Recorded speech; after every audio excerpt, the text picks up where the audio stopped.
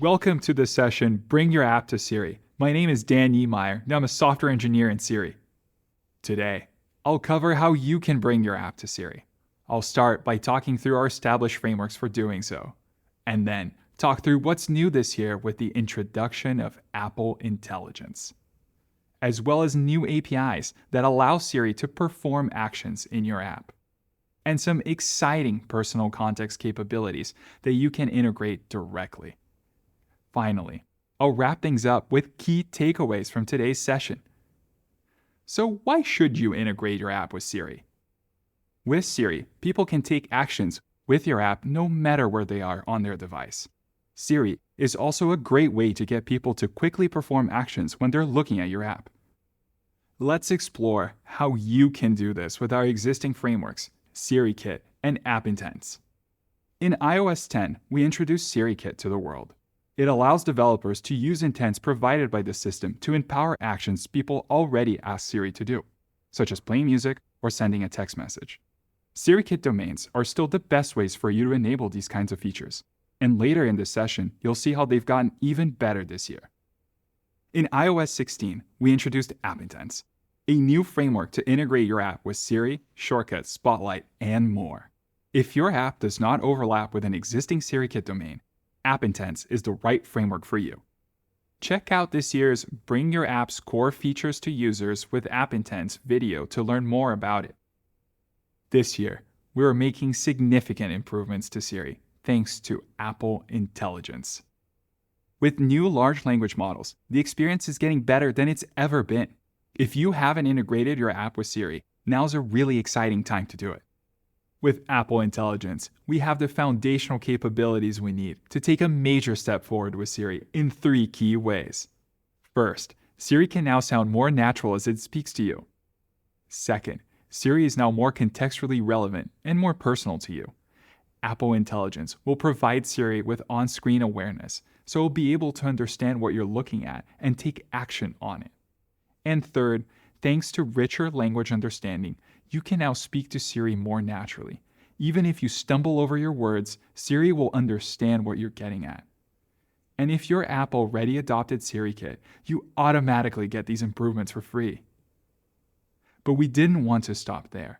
We have reimagined the Siri experience to understand more of the things you do on your device, so Siri can take more actions in and across apps on your behalf. We did this by investing deeply in the App Intents framework as a means of connecting the vast world of apps to Apple Intelligence. As a result of this, we've built a series of new APIs called App Intent domains. Let me show them to you now. Domains are collections of App Intent-based APIs designed specifically for kinds of functionality like books, camera, or spreadsheets. In iOS 18, we are releasing 12 of these domains. Mail and photos are available for you to try today, and over the next few months, we'll be rolling out more. Each of these include a broad set of new actions that are trained and tested to support flexible voice interactions while still being really easy to adopt. This year, Siri is gaining support for over 100 different actions across the 12 domains. As an example of what you can do with these, an app like Darkroom will be able to use the set filter intent to give their users the ability to say, apply a cinematic preset to the photo I took of Mary yesterday. If your app has features covered by any of these domains, these new APIs were designed for you, and we would love to hear your feedback. And this is just the beginning. Siri will be able to understand and take more actions in more apps over time. Now let me show you how to build actions for App Intent domains through what we call assistant schemas. Schema is an overloaded term, so let me define it. The dictionary calls it a conception of what is common to all members of a class, a general or essential type, or form. Let's unpack what that means in the context of Siri. Apple Intelligence is powered by foundation models that give Siri new capabilities in the domains we just talked about. These models are trained to expect an intent with a particular shape. This shape is what we call a schema, and assistant schemas is what we call the API. If you build an app intent with the right shape, you'll benefit from our training and don't need to worry about the complexities of natural language. All you need to do is write a perform method and let the platform take care of the rest.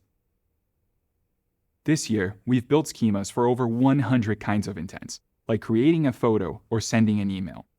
They each define a set of inputs and outputs that are common for all adopters of that intent. This is what I mean by shape. In the middle of all this geometry sits your perform method, with full creative freedom to define an experience that is right for your app. Now, let me walk you through the life cycle of a Siri request with Apple Intelligence to demonstrate assistant schemas in action. Everything starts with a user request. This request is routed to Apple Intelligence for processing through our models.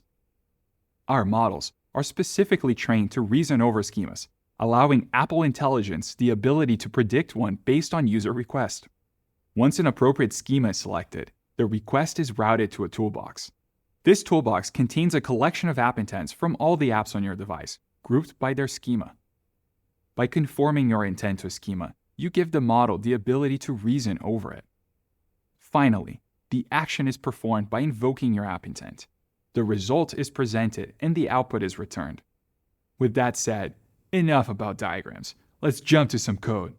Here's an app intent for creating photo albums. Conforming to a schema is as easy as adding one additional Swift macro before my app intent declaration. Like this. This new macro takes in an argument for a schema, which is always bound to an app intent domain. In this example, photos is the domain and create album is the schema. Since the shape of a schema is already known at compile time, I no longer need to provide additional metadata for my app intent. This means the code here can be further reduced to this. Schema-conforming intents are easier to define in code, thanks to their known shape. With that said, shapes aren't always the most flexible at times. But don't worry, in this case, you can square the circle. Assistant intents can also be extended with optional parameters if needed, giving the shape a little bit of flexibility. The app intents framework doesn't just include intents for building actions. It also includes entities for modeling concepts in your app, like the album entity returned from this intent. We've also added a new macro for exposing app entities to Siri. And just like intents, adopting this new type is as easy as adding one line of code to your app entity declaration. Assistant entities can also benefit from predefined shapes, resulting in a more concise app entity implementation. And just like assistant intent, assistant entities can also stretch far beyond their shapes by declaring new optional properties if needed. Like this album color property on my album entity. And finally, we couldn't leave enums behind. Exposing an app enum to Siri is as easy as its friends, entity, and intent. Simply add the new assistant enum macro to your enum declaration, and we take care of the rest. Unlike its friends, assistant enums don't impose any shape on enumeration cases, allowing you full expressivity during implementation. Now that I have introduced the new assistant schema macros, how about an Xcode demo? I have been working on a media library app to view and organize photos on my device. Let me show you how to integrate my app with Siri to perform actions. This app will also be available alongside this talk as downloadable sample code. Launching my app takes you into this beautiful gallery, containing both photos and videos available on my device. I can click on a photo to view it full screen. I can also click on this menu at the top to perform actions like favorite and share. Now, let's switch over to Xcode so I can show you the app's code. My app has two fundamental model types, assets and albums. Let me show you how asset is defined. Asset is an object that represents a photo or video in my library. Assets have many properties, such as title and creation date. At the bottom of the file, I have a computed property called entity, which returns an app entity modeled after my asset class. As you can see, this entity contains many properties that are hydrated directly from my model. Let me select it and jump to definition to see how my entity is defined. This entity models a given asset in my library. It exposes many properties, such as title, creation date, location, and more. Entities are a great way for you to model your app's content, and when combined with app intents, they allow the system to perform actions with your entities. Speaking of actions, I already wrote an app intent to open a particular asset entity in my app. Here, I have an open asset intent that accepts a target parameter, the asset to open, and a few app dependencies that I need to perform this action, such as my app's navigation manager. Let me show you how to expose this intent to Siri and integrate my app with Apple Intelligence. This year, with app intent domains, I can do this by adopting the new Open Photos schema. Let me add the new Assistant Intent macro to my app intent declaration.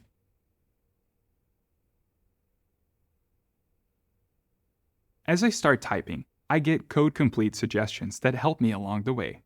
First, let me pick the Photos domain. And second, let me pick the Open Asset schema. That's it. Let me build the app now.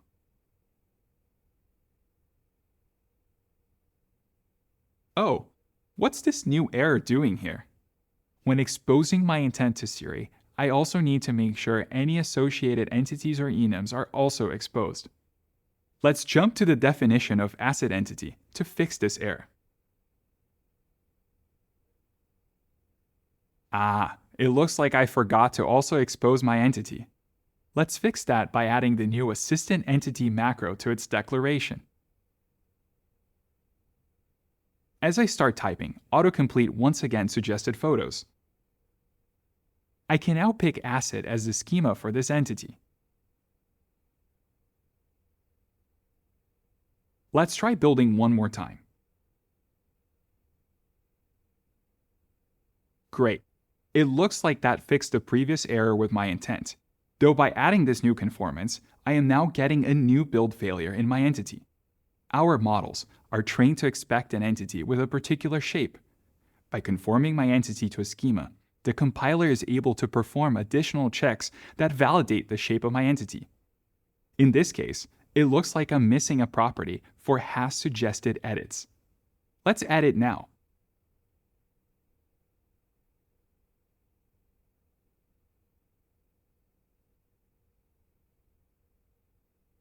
And voila! By adding the missing property, my entity now matches the shape of the schema, and my build succeeds. The compiler is a great tool to help you conform existing app intents to schemas. If you're starting from scratch, we're also exposing code snippets that fill in the required shape on your behalf. My model already has a method for favoriting photos. Let's use it to build a new app intent to expose this functionality to Siri. Let's go back to my asset intents file. This time, let's use a template instead.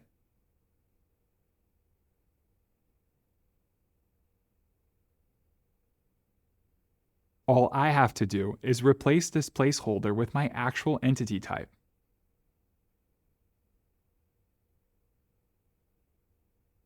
Retrieve my app dependencies, and implement perform. And that's it.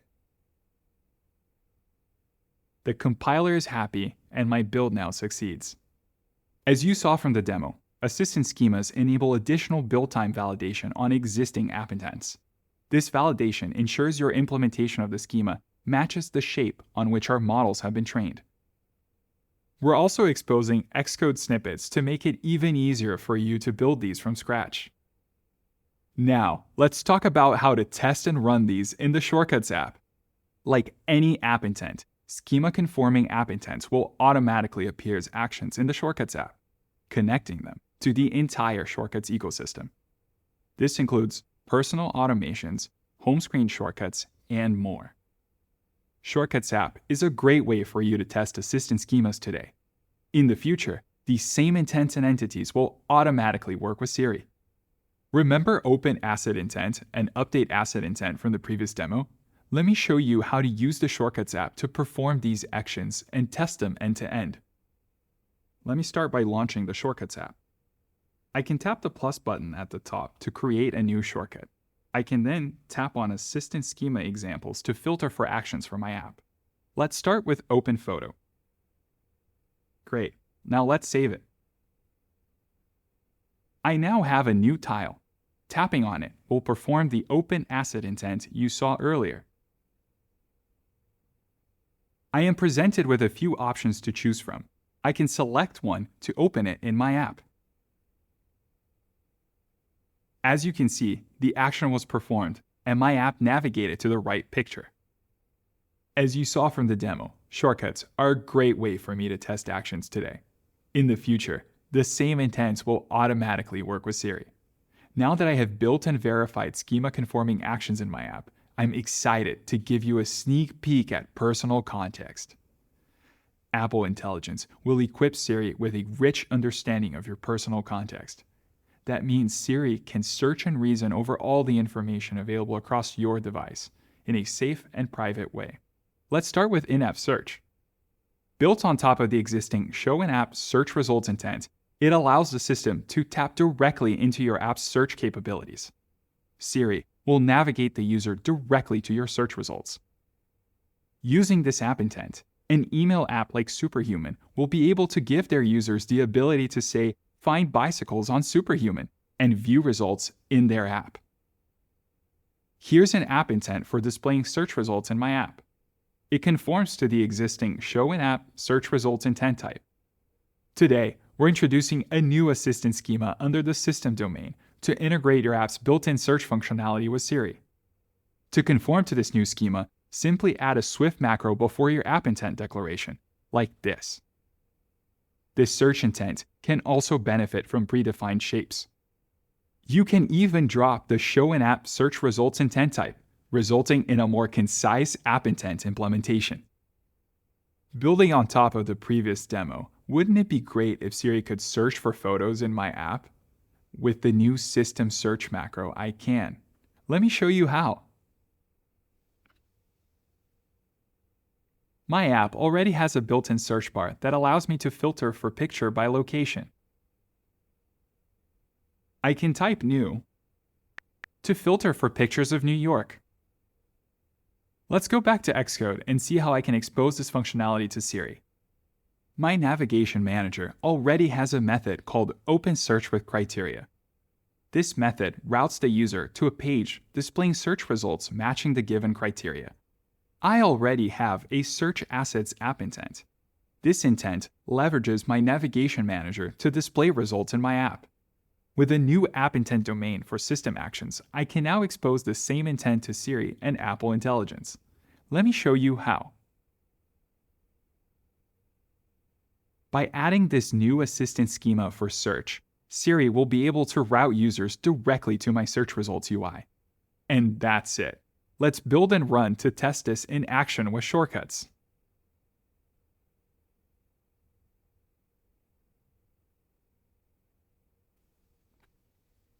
Once again, I can open the Shortcuts app and create a new action.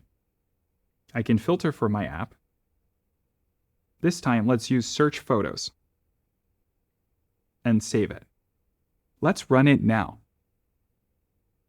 Since this app intent takes a parameter for search criteria, I get prompted for a value. Let's search for San Fran. As you can see, my action was performed successfully, and I now see this beautiful photo of the Golden Gate Bridge. As you saw from the demo, in-app search is a great way to bring users to my app to show results in its beautiful UI. This year, we're expanding Siri's capabilities so it can do even more when I give it a deeper understanding of my app's content. Now, thanks to Apple Intelligence, Siri's gaining the ability to do semantic search. This means that when I search for pets, it's not just looking for the word pet. It will find cats, dogs, and maybe even snakes. With LLMs, Siri understands what a pet is. Once it finds your content, it can take action directly on it, like sharing your favorite pet photo with your friends. For your apps, you'll be able to use the App Intents framework to define entities to provide this additional context. Conform to the new API called Indexed Entity to give Siri the ability to search your app's content, making information available in the semantic index. For more information about indexed entity, check out my colleague's video on what's new in App Intents. Thanks to the capabilities of Apple Intelligence, this year marks the start of a new era for Siri. The tools you need to integrate your app with Siri are available starting today. And in software updates, we'll be rolling out the in-app actions and personal context you just heard about. In this session, I walked you through the process of bringing my Media Library app to Siri, but we have yet to see a demo of it in action. Before I end today's session, here's a sneak peek of what you'll be able to do with your app in the future.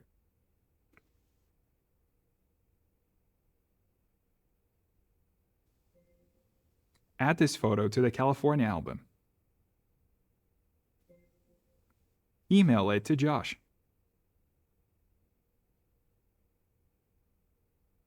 Wrapping up. Thanks to Apple Intelligence's new large language models, Siri is now more capable, more flexible, and more intelligent than it's ever been. SiriKit and App Intents are the two frameworks for integrating your app with Siri. If your app does not overlap with an existing SiriKit domain, App Intents is the right framework for you. Speaking of intelligence, Siri will take actions inside apps on your behalf. Adopt the new Assistant Schema APIs so your app can benefit from this too. Here are some great videos to watch next. Thanks for watching.